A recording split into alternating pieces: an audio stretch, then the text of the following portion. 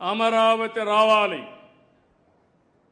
ప్రతి ఒక్కరూ ఈ రాష్ట్రంలో ఎక్కడికి పోయినా మీ రాజధాని ఏదంటే నా రాజధాని నా అమరావతి అని చెప్పే పరిస్థితి రావాలి. అక్కడి నుంచి అన్ని ప్రాంతాల అభివృద్ధి కావాలి.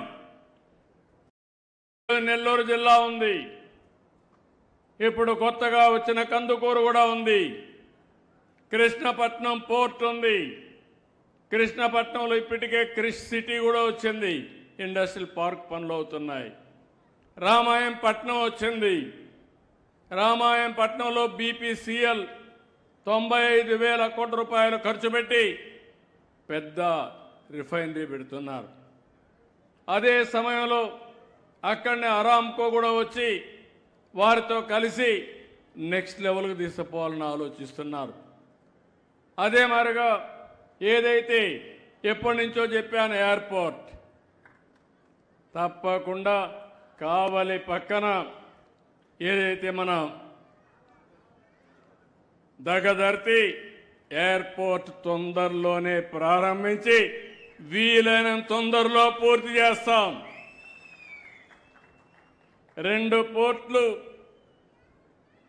ఒక ఎయిర్పోర్టు, భవిష్యత్తులో ఇంకా అనేక అభివృద్ధి కార్యక్రమాలు, సోమశిల నీళ్లు, నేషనల్ హైవేస్ కానీ రైల్వే లైన్స్ కానీ ఇన్ని వస్తువులుంటే ఇంకా మీకు కావాల్సింది ఏంటంటున్నా, మీ మైండ్కు పదును పెట్టండి, మీరు కూడా పనిచేయండి.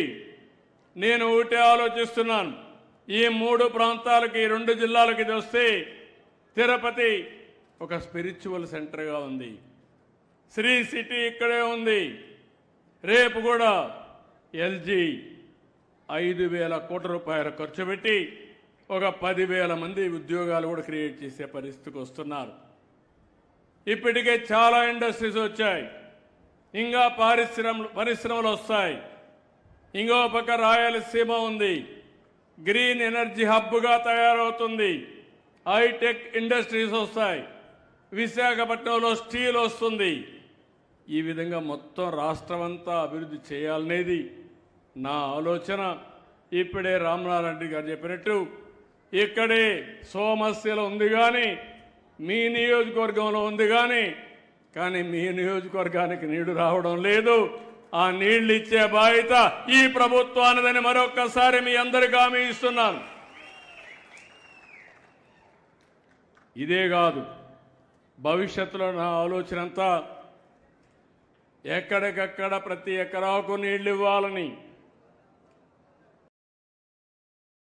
రాష్ట్రంలో ఇరిగేషన్ ప్రాజెక్ట్స్ అన్ని ఆ రోజు ఎన్టీ రామారావు గారిని ఎప్పుడూ ఈ జిల్లా గుర్తుపెట్టుకోవాలి.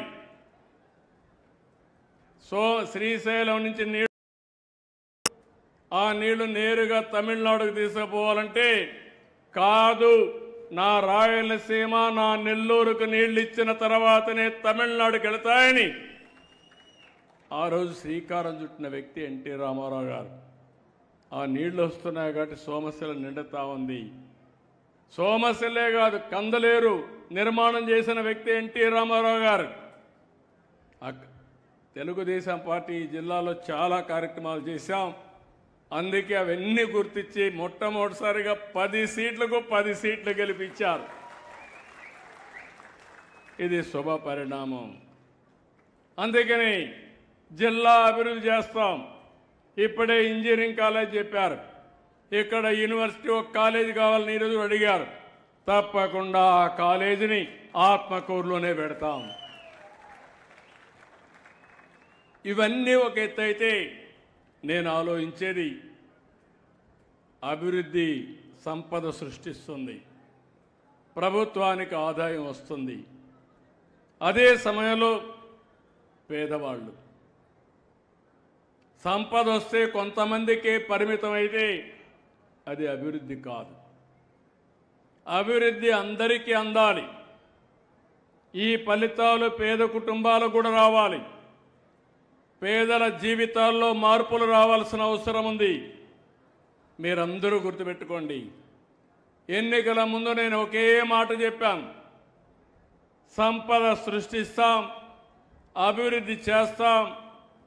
అదే సమయంలో సంక్షేమ కార్యక్రమాలు కూడా ఇస్తానని, ఇది నిరంతరం కొనసాగిస్తానని చెప్పాను. అదే సూపర్ 6 కూడా చెప్పాను. ఈరోజు మీరందరూ చూస్తే ఈ దేశంలో ఎక్కడా ఇవ్వని విధంగా పెన్షన్లు ఇస్తున్నాం. నేనే ఆ రోజు 200 రూపాయల పింఛన్ని 2000 చేశాను. మొట్టమొదటిసారిగా పింఛన్ విధానానికి శ్రీకారం చుట్టిన యుగ పురుషుడు నందమూరి తారక రామారావు గారు. దాన్ని 70 రూపాయలు 200 నుంచి 2000 చేశాను. 3000 నుంచి 4000 చేశాను. దివ్యాంగులైతే చాలా ఇబ్బంది పడుతున్నారు.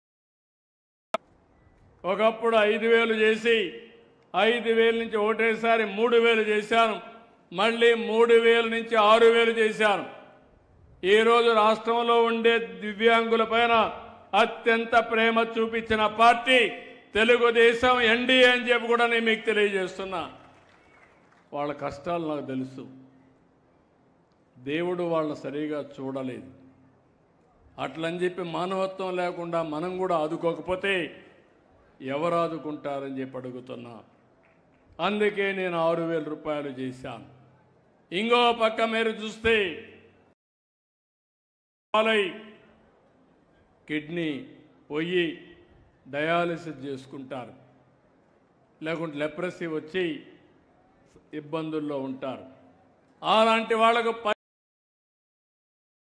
కొంతమంది బెడ్కే పరిమితం అవుతారు. వాళ్ళు లేపాలంటే ఇంకొక మనిషి కావాలి.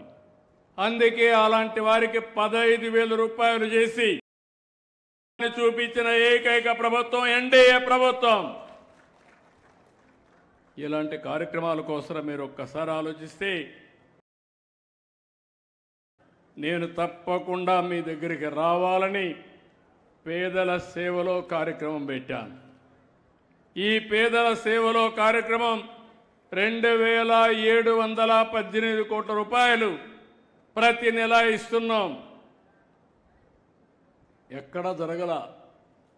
నేను సవాలు విసురుతున్నా, ప్రతిపక్షాలకు అడుగుతున్నా, దేశంలో ఏ రాష్ట్రమైనా సరే దగ్గర 64 లక్షల పెన్షన్లు ఇచ్చే రాష్ట్రం ఎక్కడా లేదు.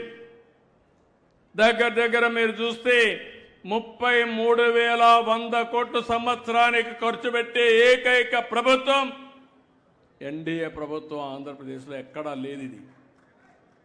అయితే అదే మీరు గుర్తుపెట్టుకోవాలి.